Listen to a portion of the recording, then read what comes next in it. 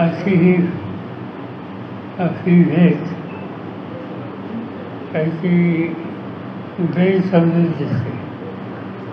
मी असं ठरवलं होतं की तुमच्याशी गप्पा मारायच्या, वेगवेगळ्या काही तुमच्या मनात कल्पना असतील त्या जाणून घ्यायच्या. पण ऑफिशियल प्रेस कॉन्फरन्सचं स्वरूप याला या ठिकाणी आलेले. तर माझी विनंती ही आहे, तुम्हाला काय विचारायचं ते विचारू शकता, पण मोकळेपणाने ही प्रेस कॉन्फरन्स व्हावी अशी माझी इच्छा आहे. एक दोन गोष्टी सुरुवातीला सांगायच्या की काल सुप्रीम कोर्टाचा जो एक निकाल झाला, सुप्रीम कोर्टाचा जो एक निकाल झाला विल्किन वॉर्नरच्या केसमध्ये, ज्याच्यामध्ये 7 व्यक्तीची हत्या आणि एका महिलेवर अत्याचार, याची सगळी पार्श्वभूमी ही गुजरातची आहे. गुजरातमध्ये जे काही घडलं त्याच्यानंतर ज्या रिॲक्शन झालेल्या होत्या त्यापैकी हा इन्सिडेंट होता. उशीर झाला, पण निदान सुप्रीम कोर्टाने जे याच्यात गुन्हेगार सहभागी आहेत त्यांच्या संबंधीची स्वच्छ भूमिका घेतली आणि एक प्रकारचं स्त्री वर्गाला आणि सामान्य माणसाला एक प्रकारचा आधार देण्याच्या संबंधीचं काम सुप्रीम कोर्टाच्या या निकालामध्ये झालं. एकच मला काळजी ही आहे की सुप्रीम कोर्टाच्या निर्णयामध्ये त्यांनी हा निकाल पूर्वीचा जो काही सरकारने घेतला होता त्याच्या गुन्हेगारांना शिक्षा माफ करण्याची, तो गुजरात सरकारने घेतलेला होता. आणि सुप्रीम कोर्टाने आता सांगितलं की हा निकाल महाराष्ट्र गव्हर्नमेंटने घ्यावा आणि ही केस महाराष्ट्रात ट्रान्सफर केली.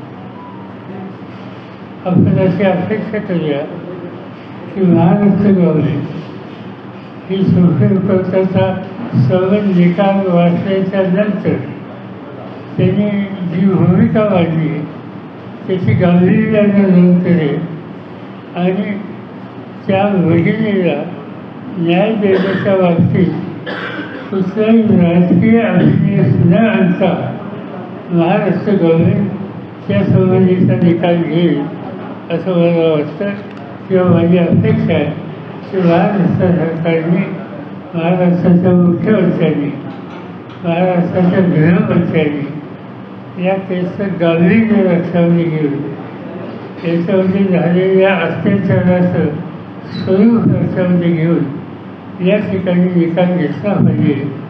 आणि ही या प्रकारे अत्याचार करणारी प्रवृत्ती आहे त्याच्याबद्दलचा निर्णय असा घेतला पाहिजे की समाजामध्ये एक संदेश जाईल की या गोष्टीला समाज, शासन, ज्युडिशरी हे कुणी मान्य करत नाही.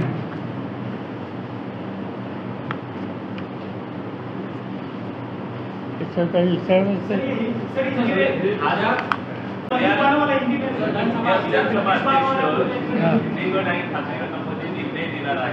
काय अपेक्षा आहे का की सांगितलं जातं की जवळपास निर्णय जो आहे तो शिंदे यांच्या पडद्यात पडण्याची शक्यता आहे का की निवडणूक आयोगाचा निर्णय दिला. मी जो पहिला मुद्दा सांगितला त्याच्यावर काही विचारायचं का? विल्किन वॉर्नरची जी केस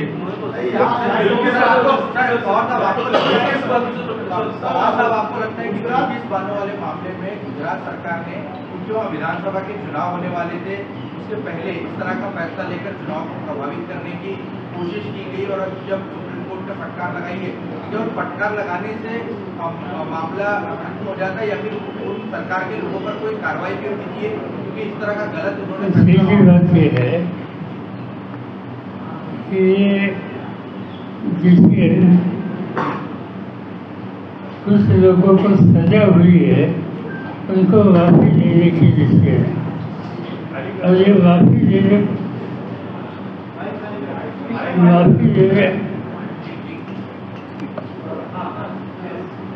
देने का डिसीजन गुजरात सरकार का है। इतना हेनियस क्राइम करने के बाद गुजरात सरकार ने इन गुनहगारों को लिबरल अफसर देने की कोई आवश्यकता नहीं थी, ऐसी बात लोगों में वहाँ चालू थी। ऐसी वैसी ये मैटर क्योंकि सीबीआई का भी अफसोस पॉजिटिव था, इन गुनहगारों के खिलाफ था। ये गुजरात सरकार का डिसीजन आने के बाद, माफ़ी देने के बाद सुप्रीम कोर्ट में जाने का जो निर्णय अफेक्टेड लोगों ने लिया, इस बारे में सुप्रीम कोर्ट ने एक बड़ा अच्छा डिसीजन दिया है, एक दिशा दिखाई है और इस तरह से अत्याचार या हत्या और ऐसे करने वाले लोगों को राहत, ये बातें सुप्रीम कोर्ट ने एक्सेप्ट की नहीं। गुजरात गवर्नमेंट ने इसमें जो डिसीजन ले लिया वो डिसीजन वहाँ लेने की आवश्यकता नहीं थी और इसीलिए वो केस महाराष्ट्र में ट्रांसफ़र करने की भूमिका सुप्रीम कोर्ट ने इसमें ली। ये अच्छी बात है। खाली एक ही मुझे मेरा सुझाव है कि महाराष्ट्र के मुख्यमंत्री हो, महाराष्ट्र के होम मिनिस्टर हो, उन्होंने ये केस की सीरियसनेस देखनी चाहिए। महिलाओं के ऊपर अत्याचार जो हुए वो नज़रअंदाज नहीं करने चाहिए और 7 लोगों की हत्या हो गई, ये भी नज़रअंदाज नहीं करने चाहिए। जो कोई इसमें इन्वॉल्व होगा, इसमें कोर्ट ने जो डिसीजन लिया है उसी पर अमल करने की नीति महाराष्ट्र गवर्नमेंट ने यहाँ लेनी चाहिए। या प्रकरणात सगळ्यात महत्त्वाचं म्हणजे कोणते राजकीय हस्तक्षेप न करता गोष्टी केल्या पाहिजेत। सध्याची परिस्थिती पाहता आणि सरकारची परिस्थिती पाहता जर महाराष्ट्रात हा खटला चालणार असेल तर पॉलिटिकली डॉमिनेट होईल अशी भीती तुम्हाला आहे? माझी अपेक्षा असं होऊ नये। महाराष्ट्रामध्ये सरकारचा गव्हर्नमेंट डिसिजन्समध्ये काही पॉलिटिकल डिसिजन्स होतात, नाही असं नाही, पण या केसची सिरियसनेस बघितला, त्या महिलेने जे सोचलं आहे उनकी मानसिकता आपने देखी होगी, इनके ऊपर जो अत्याचार हुए और इनके परिवार के 7 सदस्यों की हत्या हो गई, ये सब देखने के बाद इसका सीरियसनेस महाराष्ट्र गवर्नमेंट नज़रअंदाज नहीं करेंगे ऐसे मुझे लगता है। और मेरा उनसे विनती है कि ये केस सीरियसली ले लो और जिन्होंने ये क्राइम किया है इनके बारे में सुप्रीम कोर्ट ने जो बताया वो सामने रखकर कुछ करना है वो करिए।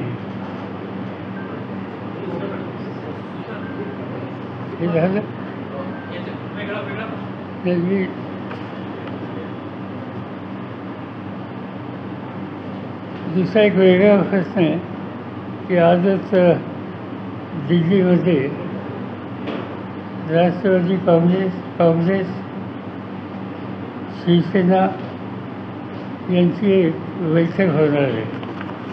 त्या बैठकीमध्ये प्राथमिक बैठक आहे, ती काही फायनल असं नाही, पण या बैठकीमध्ये साधारणतः उद्याच्या महाराष्ट्राच्या ज्या निवडणुका येतील त्या निवडणुकीमध्ये एकत्रित काम कसं करावं या संबंधीची चर्चा होणार आहे। राष्ट्रवादीच्या वतीनं या चर्चेला जितेंद्र आव्हाड हे उपस्थित राहतील। आज संध्याकाळपर्यंत त्याचं काही कळेल। आमची त्यांना मी सल्ला दिला आहे की आम्ही पक्षाच्या वतीनं तिथं अशी भूमिका बांधावी की नॅशनलिस्ट काँग्रेस उद्धव ठाकरेंच्या नेतृत्वाखालची शिवसेना, प्रकाश आंबेडकर आणि डाव्या पक्षांचे नेते या सगळ्यांना आपल्या चर्चेच्या प्रक्रियेत सहभागी करावं आणि एकत्रित आपण उद्याच्या निवडणुकीला सामोरं जावं. आज त्याची बैठक आहे, त्याची सुरुवात आहे. त्याच्यानंतर अंतिम ज्यावेळी बैठक होईल निर्णय घेण्याच्यासाठी त्यावेळेला पक्षाचे सिनियर लोकसुद्धा त्याच्यामध्ये असतील. आणि मला एका गोष्टीचं समाधान आहे की आत्ता हे तिन्ही पक्षाच्या लोकांशी चर्चा केल्यानंतर आम्ही जे काही सुचवू इच्छितो त्याच्याची सुसंगत भूमिका घेण्याची तयारी बाकीच्या सरकारांची असावी असं दिसतंय.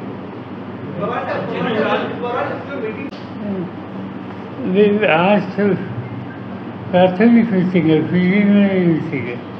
इसमें क्राइटेरिया के बारे में डिस्कशन होगा और कौन सा क्राइटेरिया लेना, जैसे सीटिंग सीट के बारे में कुछ हो सकता है. जैसे समझो XYZ थी, हमने कॉन्टेस्ट किए, हमारे दूसरे साथी ने भी कॉन्टेस्ट किए और इसमें जो हम हारने में सबसे ज़्यादा वोट किसको मिलता है, इसको सहायता दे सकती है क्या. इसी तरह से क्राइटेरिया इस पर आज बहस होगा. प्रकाश आंबेडकरांचा सोबत घेण्यासंदर्भात प्रकाश आंबेडकरांना सोबत घेण्यासंदर्भात आजच्या बैठकीमध्ये चर्चा होईल का? तर 14 तारखेला परत इंडिया आघाडीचे नाही, प्रकाश आंबेडकर भूमिका जाहीर केली की शिवसेनेला आम्ही मिळून छोटी जागांवर करणार आहोत. काँग्रेस राष्ट्रवादी संदर्भात शिवसेनेने आपली भूमिका स्पष्ट केली. आता 24 जागांची मागणी ते वंचित करत आहे. नाही, असं की जागा प्रत्येक पक्ष आपली भूमिका काय, त्याची आपली डिमांड काय या संबंधी बोलत असतात. त्या सगळ्यांच्या जर जागा एकत्र जर केल्या तर महाराष्ट्रात 48 जागा आहेत आणि आमच्या सगळ्यांची एकत्रित ही एक पुढच्या 3-4 निवडणुकीच्या जागांचा निकाल आम्ही मागितल्यासारखी. तिथे शेवटी मागणी जास्त असते पण निकाल हा फ्रॅग्मॅटिकच घ्यावा लागतो, ती घ्यायची.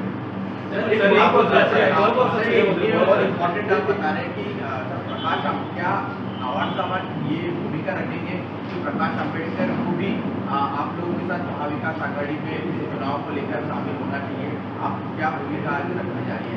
नहीं, हमारी भूमिका क्लियर है कि Prakash Ambedkar end left party इनको हमारे साथ एसोसिएट करना चाहिए.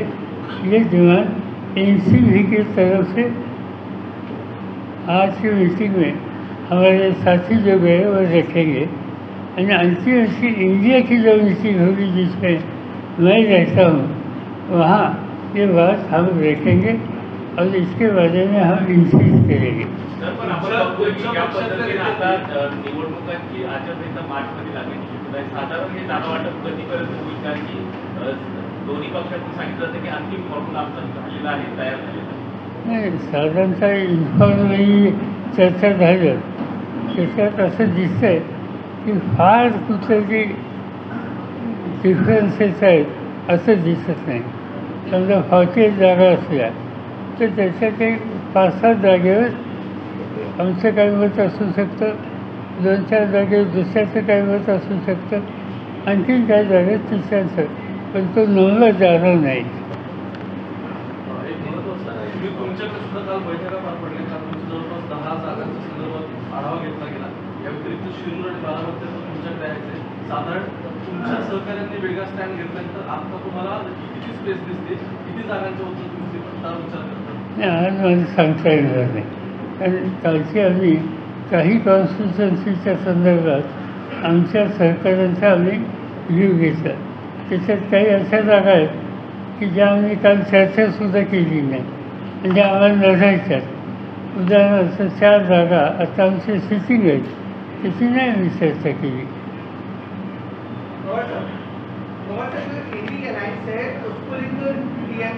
कांग्रेस, JDU तीनों पार्टी में काफी ज्यादा अनबन चल रही थी. आपका लोकसभा चुनाव तक ये इंडिया लाइन एक साथ रहेगा? नीतीश कुमार नाराज चल रहे हैं कांग्रेस से, ममता बनर्जी नाराज चल रही है कांग्रेस से, आम आदमी पार्टी और कांग्रेस में भी इतना विवाद चल रहा है, तो ये इतना सब कुछ चल रहा है इंडियन लाइफ में, आप ओवरऑल सिनेरियो को कैसे देखते हैं? साथ ऐसा है कि जब अलायंस पॉलिटिक्स जब करते हैं और तब अलायंस पॉलिसी में शुरू में एक्सेसिव डिमांड कई पॉलिटिकल पार्टीज रखते हैं, इंसिस्ट करते हैं, कभी पब्लिक स्टेटमेंट भी देते हैं, पर जनरल थिंकिंग इंडिया के भाषण से ये है कुछ भी हो जाए मिलकर जाइए, कुछ भी हो जाए रास्ता निकालिए, और रास्ता निकालने के लिए जिनका इनसे ज़्यादा वहाँ नहीं है XYZ स्टेट में, उनको वहाँ ध्यान देने के लिए कहिए और रास्ता निकालिए। सर, आपको लगता है कि कांग्रेस ओवरऑल कर रही है, इंडियन लाइफ को बॉस बनने की कोशिश कर रही है? ऐसा लगता नहीं। कंपैरेटिवली एनडीए के पार्टनर आप देखने के बाद आज पार्लियामेंट में कांग्रेस की सीट ज़्यादा है, कांग्रेस ज़्यादा कॉन्टेस्ट कर सकती है। ऐसी स्थिति में कांग्रेस ने कुछ डिमांड की तो ऐसा इन्फ्लेशन हो सकता है जैसे आपने सवाल पूछा, मगर वो स्थिति नहीं। सर, आता रवींद्र वायकरची ईडीची रेट पडली आहे, काही दिवसांपूर्वी रोहित पवार यांच्या कारखान्यावरती पण ईडीची रेट पडली होती। अशा पद्धतीनं अजूनही ईडीची कारवाई सुरू आहे आणि सातत्यानं केंद्रीय तपास संस्थांच्या विरोधी पक्षाचे नेते आहेत त्यांच्यावरती साहजिक गोष्ट आहे की जोपर्यंत सरकार दिल्लीचं बदलत नाही तोपर्यंत हे होणार। आजचं जे काही वायकरांचं वाचायला मिळालं, मला काही डिटेल माहिती नाही, पण त्यांच्यावरचा हल्ला असेल किंवा यापूर्वी रोहित पवारांच्या संदर्भातली गोष्ट असेल, या गोष्टी होत असतात। सत्ताधारी पक्षांनी विशेषतः आज ज्यांच्या हातामध्ये सत्ता आहे ते या बाबतीत त्यांचं लक्ष अधिक असतं। ईव्हीएम बद्दल पण सर, लोकसभा निवडणुकीच्या पार्श्वभूमीवर काँग्रेस सातत्यानं आक्षेप निर्माण करते की ईव्हीएममुळे काही गोंधळ होऊ शकतो आणि त्यामुळे लोकसभा निवडणूक सुद्धा बॅलेट करून घ्यावी अशा पद्धतीची डिमांड होती। तुम्ही कसं बघताय? असे की अशा प्रकारची मागणी ही इलेक्शन कमिशनच्या समोर आम्ही गेली। आम्हा लोकांच्या वतीनं जयराम रमेश काँग्रेसचे नेते यांनी या संबंधीचा प्रस्ताव इलेक्शन कमिशनकडे पाठवला।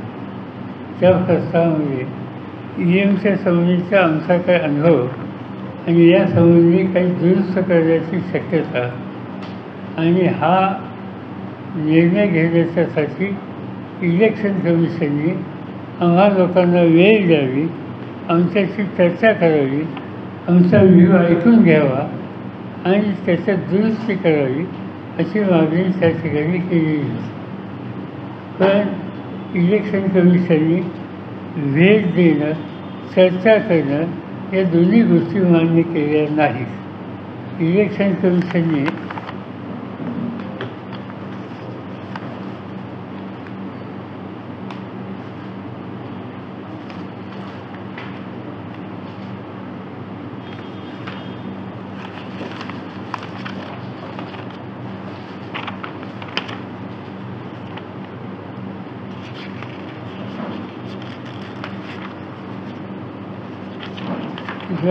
बारा खानाचं पत्र त्यांनी जयराम रमेश यांना पाठवलं आहे उत्तर म्हणून, आणि ते उत्तर आता शेवट याच्यात काही बदल करण्याची गरज नाही आहे हे उत्तर आहे। केवळ विरोधी पक्षातल्या नेत्यांना ईडीची नोटीस मिळते असं नाहीये किंवा चौकशा होतात असं नाहीये। भाऊसाहेब जोडीला देखील ईडीची नोटीस काही दिवसांपूर्वी आली, आज त्यांच्या पीएला देखील ईडीची नोटीस आलेली आहे। तरी सत्ताधारी पक्षात सहभागी झाल्यानंतर देखील अशा पद्धतीने आता जे घटक पक्ष सहभागी झालेले त्यांना देखील आता ईडीचा त्रास होणार आहे। पुण्याला एक हां एकनाथ शिंदे यांच्या शिवसेनेसोबत खासदार भावना मोरे आहे, त्यांच्यावर सुद्धा आता सुरू झालेली आहे। यापूर्वीही त्या विरोधी पक्षामध्ये असताना महाराष्ट्रात कारवाई होत होती, मात्र महायुतीत असतानाही कारवाई होती। होती त्यामुळे फक्त विरोधी पक्षावर कारवाई होती, सत्ताधारी घटक पक्षाकडे कारवाई होती. त्याचं कसं विश्लेषण आहे? नाही, सहज असं दिसतंय सत्ताधारी पक्ष कारवाई होत नाही. एक त्याच्यानंतर जिथं झालेली आहे ती सगळी गुंडाळूनची किंवा एक्झॅक्टली काय केलं माहिती नाही, पण त्याच्यावर कुठल्या ॲक्शन नाही आहेत. पवार साहेब, उद्या आमदार अपसरतेच्या प्रकरणासंदर्भात निकाल लागणार आहे.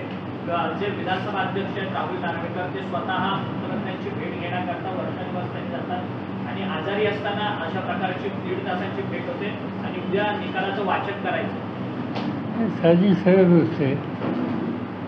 ज्यांच्या पुढे केस आहे आणि ज्यांची केस आहे त्याच्यात ज्यांची केस आहे त्यांनी ती केस मांडणं याच्यात काही चुकीचं नाही.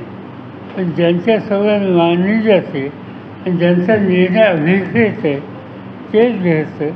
ज्यांची केस आहे त्यांच्याकडे जात असतील तर संशयाला चिंता वाटावी अशी जागा याचं निर्माण होते. ते केलं नसतं तर या पदाची प्रतिष्ठा आणखीन चांगली राहिली असते. केंद्रामध्ये जर भाजपचं सरकार पुन्हा आलं नाही, अजित पवारांसोबत दिलेले काही आमदार आहेत ते पुन्हा एकदा तुमच्याकडे येतील, तुमचं राजेश टोपे म्हणाले तुमचं ट्विटर पॉईंट त्या कार्यक्रमात आणि त्या आमदारांची याच्यात घालमेल सुद्धा त्याची चालू आहे.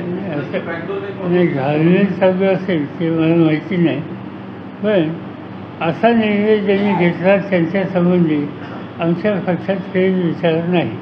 म्हणजे परत ते यायची शक्यता असतील तर जरी सत्ता बदल झाला तरी त्यांना दरवाजे बंद असतील.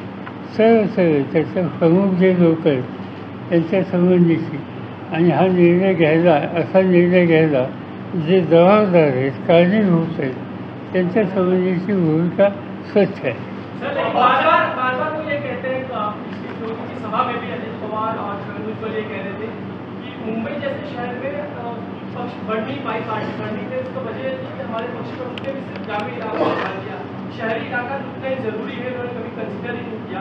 वो सीधा आरोप आप पे लगाते हैं उन जगहों पे पार्टी बढ़ नहीं पाई. बात ऐसी है जो परिस्थिति है आज की नहीं, पिछले 23 साल से ये बातें हम चला रहे. इसमें इन्फॉर्मेशन फोर्स की जिम्मेदारी जो उनके ऊपर ही थी.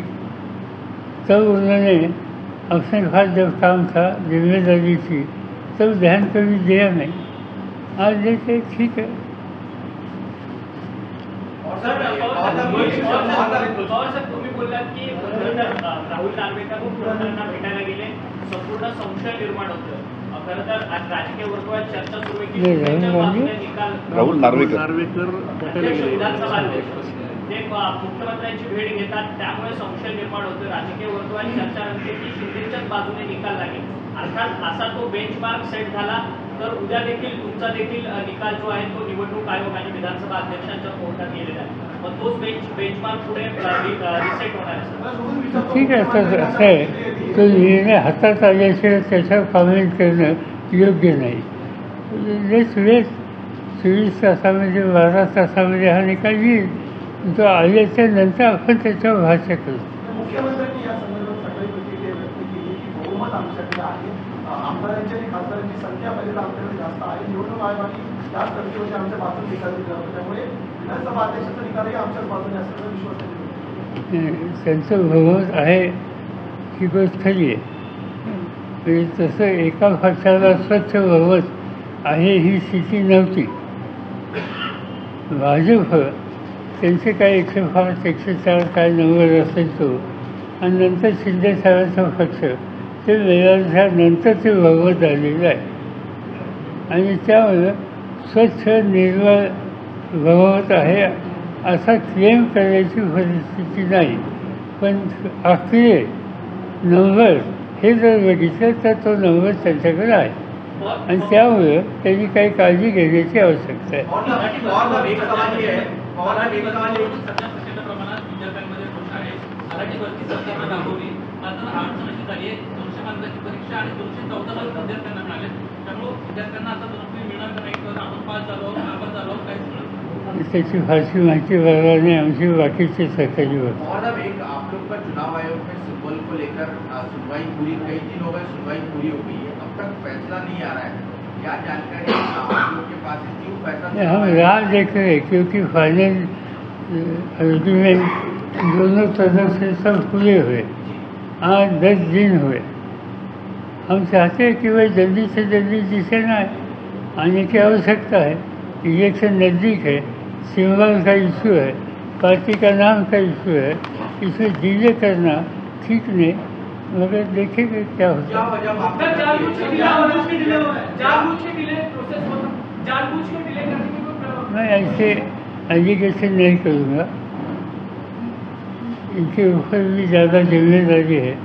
कई राज्यों में इलेक्शन कमीशन विजिट करने की कोशिश जो होती है चुनाव से पहले, वो चालू है। कई राज्यों में वहाँ जाते हैं और इससे उनको काम पर जो बोझ है वो देखने के बाद डिले हो सकता है, ऐसा इसका हम स्वीकार करते हैं। पवार साहेब सातत्याने अजित पवार यांच्याकडनं तुमच्या वयाचा उल्लेख जो आहे तो वारंवार अनेक सभांमध्ये राष्ट्रवादीची सुनावणी होणार आहे अपात्रतेची. सध्याची राजकीय परिस्थिती पाहता त्याचा परिणाम सुनावणीवरती होईल असं मला वाटतं. मग आता काय निर्णय येतो तो येऊन द्या, त्याच्या आधी कशाला कॉमेंट करतात. तुम्ही म्हणालात की खासदारची टर्म संपेपर्यंत तुम्ही रिटायर होणार नाही, म्हणजे तुम्ही खासदारची टर्म होईपर्यंत तुमचं वेळ तुमची राजकीय जी कारकिर्दी चालू होणार आहे. किती अनेक क्षेत्रात आहे, मला काम करण्यासाठी अनेक आता या राज्याची या देशाची शुगर इंडस्ट्री आहे, त्याची महत्त्वाची संस्था आहे, त्याचा मी लाईव्ह प्रेसिडेंट आहे. आणखी काही संस्था अशा आहेत की त्याच्यामध्ये माझी निवड लोकांनी आज नाही 20 वर्षापूर्वी लाईफ टाईमपर्यंत केलेली आहे. एज्युकेशन इन्स्टिट्यूशन्स आहेत, या सगळ्यामध्ये काम करता येतं तुम्हाला. त्याच्यामध्ये काही पार्लमेंटच्या आणि विधिमंडळाच्या सत्तेच्या जागेवर जाण्याची गरज पडत नाही.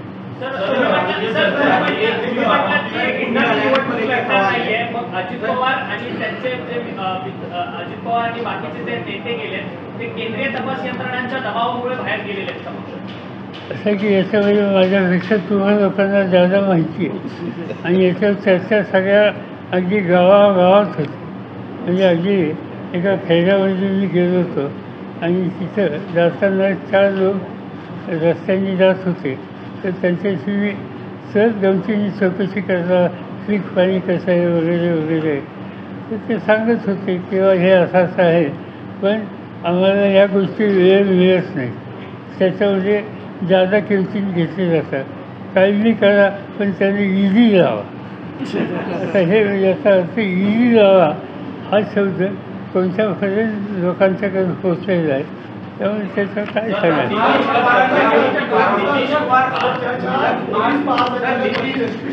नियुक्ती झालेली आहे, आज ते पदभार स्वीकारत आहेत.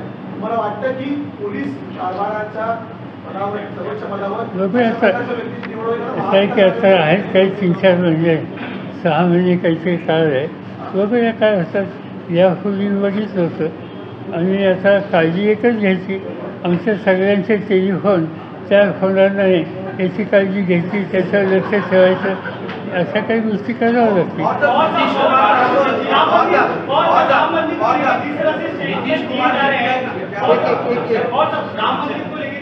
स्टेटमेंट दिए जा रहे हैं आपकी पार्टी के नेताओं की तरफ से, कितना सही मानते हैं कि प्राण प्रतिष्ठा के पहले सर जिस तरीके से राम मंदिर को लेकर, खासकर राम को लेकर जो स्टेटमेंट आपकी पार्टी की ओर से आते हैं, क्या ये सही है? ऐसे में जबकि राम प्रतिष्ठा कोई पार्टी की तरफ से राम के खिलाफ स्टेटमेंट आया नहीं. राम श्रद्धा का विषय है, इस देश की जनता के हृदय में राम का स्थान है और वो इज्जत हमेशा हम रखेंगे, रखते हैं, इसमें कोई कहने की ज़रूरत नहीं है. इसमें जितेंद्र आवाज ने एक ही इशू कहा और अब वाल्मीकि रामायण पढ़ेंगे और कुछ पढ़ेंगे, तो इसमें उन्होंने जो कहा वो आप पढ़ सकते हैं, कहने की आवश्यकता नहीं थी. नहीं करते तो अच्छा होता था, मगर उन्होंने राम की अप्रतिष्ठा की, ऐसी बात है, ऐसे करना सीखे. सर रामाच्या संदर्भात सांगतो सर, अनेक एज्युकेशनल इन्स्टिट्यूटमध्ये अर्थात मुंबई महानगरपालिकेच्या शाळेमध्ये मुलांना रामाच्या वरती निबंध असेल, वक्तृत्व स्पर्धा असेल, हे एज्युकेशनल इन्स्टिट्यूटमध्ये सरकारी इन्स्टिट्यूटमध्ये आता बोलवलं. माझ्याकडे काही शिक्षकांनी आजच तक्रार केली की मोबाईलचे पालकपंथी याच्यात अधिक लक्ष घालत आहेत आणि तुम्ही म्हणताय तशा प्रकारचा कार्यक्रम शाळेमध्ये सुरू करण्याच्यासाठी पूर्ण सक्ती लावत आहे. हे योग्य नाही. हा देश सिक्युलर आहे. सगळ्या धर्माच्या संबंधीची आस्था आहे. हिंदू किंवा राम याच्याबद्दलची आस्था जेवढी आहे तेवढी मुस्लिम किंवा इस्लाम किंवा मोहम्मद या सगळ्याचं मोहम्मद पैगंबर यांच्याबद्दलची सुद्धा आस्था आमच्या मनात आहे. ख्रिश्चन धर्माच्याबद्दल आहे, येशूबद्दलसुद्धा आहे. आणि त्यामुळं या प्रकारच्या भूमिका नव्या पिढीच्या मुलांच्या मनावर लिंबवण्याचं काम करणं हे सिक्युलर राज्यामध्ये योग्य नाही. तुम्हाला राममंदिराचं निमंत्रण आलं इथं आणि तुम्ही जाणार नाही, असं आहे की त्याच्यात मला जायचं असेल तर मी जाईन. त्याला काही निमंत्रणाची वाट बघत नाही. आणि ज्यावेळेस तिथं मेळा आहे त्या गर्दीत मी जाणार नाही. तर मी जाईन वर्षांनी, 2 वर्षांनी, 3 वर्षांनी. असं माझी फादरांची चेंजेस संसार वेळ येईल खूप.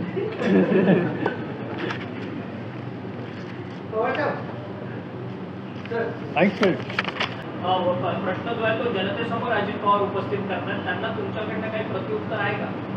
असं आहे की त्यांनी काय बोलायचं याच्यासंबंधी काही मी फारसं बोलू इच्छित नाही. अशा प्रकारे वयाचा हिशोब वगैरे काढलं हे त्यांना योग्य वाटत असेल तर ते करू शकतात. आता माझ्याच बाबतीचा विचार करायचा झाला तर मी पार्लमेंटरी कॉन्फ्रेन्समध्ये 1967 साली आलो. 1967 till today, not even 1 day break. Continuously कधी विधिमंडळ असेल, राज्याचं किंवा देशाची संसद असेल त्या ठिकाणी मी काम करतो. आणि या सगळ्या काळामध्ये कधीही माझ्या सक्षमतेबद्दल, काम करण्याच्या पद्धतीबद्दल कधी विरोधकांनी सुद्धा फार विषय त्यांनी काढले नाही. आणि प्रश्न वयाचा आणि कार्यक्षमतेचा असेल तर अनेक लोकांच्याबद्दल मला सांगता येईल. साधी गोष्ट, Morarjibhai Desai at the age of 83 he was a prime minister. करता वाढत होते, काम करत होते, त्यांच्यामागे लोकांचं उभवत होतं. आणि त्यामुळे अशा गोष्टी काढण्याची आवश्यकता असं मला स्वतःला वाटत नाही.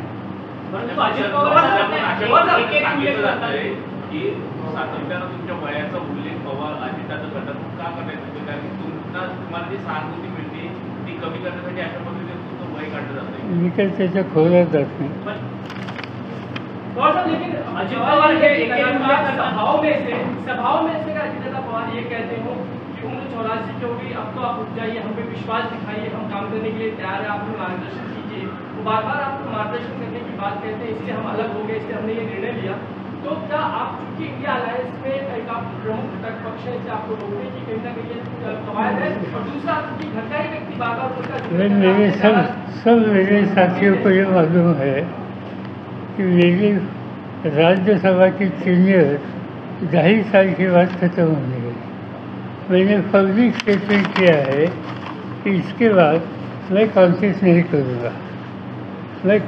नहीं करूँगा. ये जो मैंने पब्लिक बयान दे दिया है इससे कुछ न कुछ डायरेक्शन साफ होती है.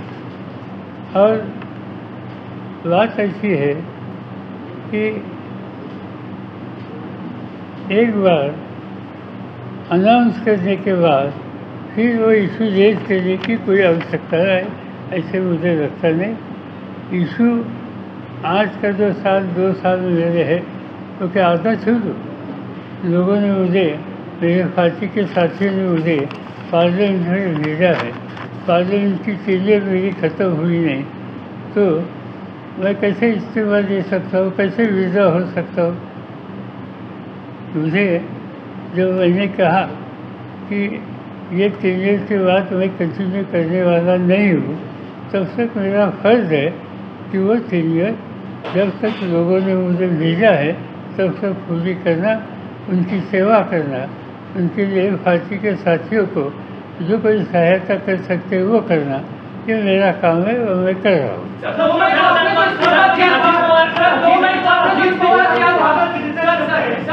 अजीत पवार आपको बार बार क्रिटिसाइज करते हैं, लेकिन आपकी तरफ से उनको कोई कुछ भी कहा नहीं जाता, इसके पीछे रीजन क्या है? रीज़न क्या क्या कहना है? अगर किसी ने कुछ गलत काम किया, गलत बातें पब्लिसिटी की, तो इसको सीरियसली लेने की आवश्यकता नहीं होती, उसको नज़रअंदाज करना वो ठीक होता है। सर 2 मई को आपने जो इस्तीफा दिया, क्या आपके ऊपर इन सभी लोगों का दबाव था या आपने स्वेच्छा से लिया? सर 2 मई नार्वेकर जे विधानसभाध्यक्ष आहेत, यांना आता यांची शिवसेनेच्या संदर्भातले अपवादात त्याच्या सुनावणीचा निकाल उद्या लागतोय, पण जानेवारी एंड पर्यंत तुमच्या सध्या म्हणजे राष्ट्रवादीच्या संदर्भातला स्पीड सुद्धा आहे, त्यातल्या अपवादाच्या गोष्टी पूर्ण कराव्यात या संदर्भात त्यांना सुप्रीम कोर्टाने काही गाईडलाईन दिले. आत्ताच्या राजकीय परिस्थितीचा या अपवादाच्या निर्णयावरती प्रभाव पडेल असं मला वाटतं. नार्वेकरच्या बाबतीत विचारतात, नार्वेकरचा आता आपल्या पार्टीच्या बाबतीत 30 तारखेपर्यंत आहे ना निकाल. देवेंद्र फडणवीसची प्रतिक्रिया आली, उद्याच्या निकालाच्या नंतर सरकार आजही स्थिर आहे आणि उद्याही स्थिर राहील. ऐसा देवेंद्रजीने निकाल काय हे माहीत असावं असं दिसतंय. कारण निकाल माहीत आहे असं अप्रत्यक्ष होणे सुद्धा आत्ता सांगणं, आज उद्यानंतर सांगा, ही स्पीकरच्या प्रतिष्ठेला धक्का लावण्याचा. सर एनसीपी की सुनवाई कुछ दिनों में शुरू हुई थी, एक्सचेंज जो है पेपर्स का शुरू हो गया वकीलों के बीच में, लगता है तयशुदा समय जो सुप्रीम कोर्ट ने दे रखा है उसमें पूरा कर पाएंगे या फिर से टाइम बाई करेंगे? अभी देखेंगे कल जो बातें होने वाली है शिवसेना की, इससे एक अंदाज़ा आएगा किस डायरेक्शन से जा रहे. Let's wait for future. त्याची सगळी परिस्थिती अनालाइज करता तुम्ही ईशान्य मुंबईचा हे करताय, काल पण रिव्ह्यू झाला. मला असं वाटतं की आता तुमच्या पक्षाला मुंबई स्पेसिफिक स्पेस किती असतो मला आम्ही ठरवलेलं नाही, आमची चर्चा चालू आहे. पॉकेट्स असतील किंवा स्पेसिफिक नाही काही असलं ते आज त्याचं बोलणं योग्य नाही, पण आम्हाला सगळ्यांना घेऊन जायचं आहे. थँक्यू. एक मिनिट. सर ये 22 तारीख आप लोगों को इनविटेशन आया क्या सर अभी तक? ये बताया मैंने अभी. हिंदी में ये बात ऐसी है कि अभी तक तो मुझे इन्विटेशन आया नहीं. मैंने अखबार में पढ़ा कि मुझे इन्विटेशन भेजने वाले हैं. जहाँ तक मेरी बात है, वहाँ भीड़ बहुत होगी और ऐसी स्थिति में मैं जाना पसंद नहीं करूँगा. जब ये इलेक्शन वगैरह पूरे हो जाएंगे, इसके बाद आज जो गवर्नमेंट में है उनको वहाँ लोग ज़्यादा से ज़्यादा लोग भेजने का उनका प्रोग्राम है, वो ख़त्म होने के बाद हम शांति से जा सकते हैं. 2 साल के बाद 3 साल के बाद कभी जा सकते हैं, इसमें क्या है. सर रीजन और एक ही जिस तरीके से स्टेटमेंट आ रहे हैं, खासकर इंडिया अलायंस लगता है आपको इंटैक्ट है कि कई बार कांग्रेस की ओर से कुछ नंबर्स कहे जाते हैं, कुछ नंबर्स कहे जाते हैं, क्योंकि संजय राउत की ओर से नीतीश कुमार वहाँ से नाराज नजर आते हैं, तो इंडिया अलायंस इंटैक्ट रह पाएगा? क्योंकि बार बार ये कहते हैं कि पूरे गए जहाँ तक मेरी इन्फॉर्मेशन है, नीतीश कुमार बिल्कुल नाराज नहीं. नीतीश कुमार उनको उनका एक अफसोस होता है, उनको जो ठीक लगता है वो बात स्ट्रेट कहते हैं. इससे कभी कभी खास तौर पर मीडिया में मिसअंडरस्टैंडिंग होता है, मगर नीतीश जी की लाइन क्लियर है कि इंडिया अलायंस के सब लोग इकट्ठा रहना चाहिए, मिलकर लोगों के सामने चाहिए एंड वायबल अच्छी अल्टरनेटिव देश को आज देने की आवश्यकता है, इसमें योगदान देना चाहिए. और साहब इंडिया अलायंस की जो बैठक हो रही है, आप एनसीपी के सबसे वरिष्ठ नेता हो, आपके तरफ से आपके एक्सपीरियंस से आपको क्या लगता है कि 2024 के लोकसभा इलेक्शन में एनसीपी को कितने सीट्स जो है उसके लिए इंडिया अलायंस में मांग करनी चाहिए आपके हिसाब से? अभी हमारा डिस्कशन चालू है. हमें आज कहना इसमें ठीक नहीं, उसका टाइम है, और जब हम तय करेंगे तो लिस्ट आपको रिलीज करने का काम तो हमें करना पड़ेगा. सर बीजेपी की ओर से बार बार ये कहा जा रहा है कि फुले शाहू अम्बेडकर का नाम पवार साहब लेते हैं। मोदी ने, प्रधानमंत्री मोदी ने ये किया है, उन्हीं के विचारों को खासकर योजनाओं के रूप में उतारा है। ये खासकर देवेंद्र फडणवीस आपके बारे में उन्होंने क्या किया है? फुले शाहू अम्बेडकर के बारे में क्या किया है? कहाँ किया है? आज की जो जिन लोगों की हुकूमत है उनको फुले शाहू अम्बेडकर, इनकी आइडियोलॉजी, उन्होंने ज़िंदगी में जो काम किया, इसके बारे में कोई इंटरेस्ट नहीं। पवार सर, अभी बड़ी कंट्रोवर्सी हो रही है जिसमें पीएम मोदी लक्षद्वीप जाते हैं, वहाँ पर टहलते हैं और मालदीव के जो मिनिस्टर्स हैं वो इसका विरोध करते हैं और अपने इंडियन के कल्चर पे और साफ सफाई का सवाल खड़े होते हैं। तो इस कंट्रोवर्सी को आप किस तरह देखते हैं? नरेंद्र मोदी, उनकी पॉलिटिकल लाइन, उनका गवर्नमेंट का अफसोस, इस बारे में हमारे मन में कोई इशू पर रिजर्वेशन है। मगर देश का प्रधानमंत्री जब बाहर जाता है और देश के प्रधानमंत्री के बारे में अन्य देश के गवर्नमेंट से रहने वाले लोग कोई इस तरह से बयान देते हैं कि जिससे प्रधानमंत्री, इसकी पोजीशन, इसके ऊपर हमला होता है, इसकी बेइज्जत होती है, ये हम एक्सेप्ट नहीं करते। ये हमारा प्रधानमंत्री है, देश के बाहर हम इस प्रधानमंत्री की इज्जत रखेंगे। यहाँ सच्चाई से जो कुछ बोलना है, बोलने के लिए बहुत टाइम है, हम वो कभी सोचते नहीं। सर एक प्रश्न फक्त माझा, आरक्षणावरून अराजकता माजवण्याचा सगळा राजकीय घाट आहे का? कारण काय तर मराठा रिझर्वेशनवरून सगळं चाललेला प्रश्न, पुन्हा एससी मध्ये पण अबकळव करण्यासाठी वेगवेगळ्या कमिट्या नेमल्या जात आहेत, ओबीसी मध्येही तशीच परिस्थिती आहे. तर आरक्षणावरून सगळी अराजकता माजवण्याचा प्रयत्न आहे का, असं वाटतंय का तुम्हाला? प्रश्न आहे का माहीत नाही, पण आरक्षणाचा प्रश्न सामाजिक ऐक्याला धक्का बसू नये, सामाजिक ऐक्य हे राहावं, त्याच्यातून समाजाला गैरसमज किंवा एखाद्या वर्गाच्या संबंधीचे आकस ही भूमिका वाढवू नये, हा आमचा अप्रोच आहे.